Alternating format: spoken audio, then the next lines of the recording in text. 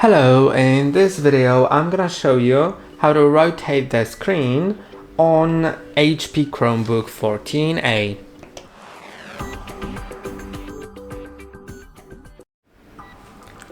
To do it, all you need to do is go to the settings. Now go to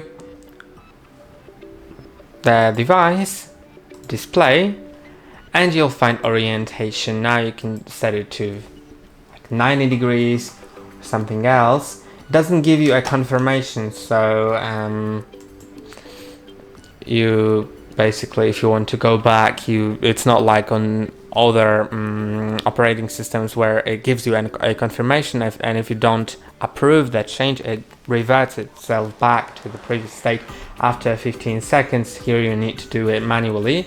But that's about it.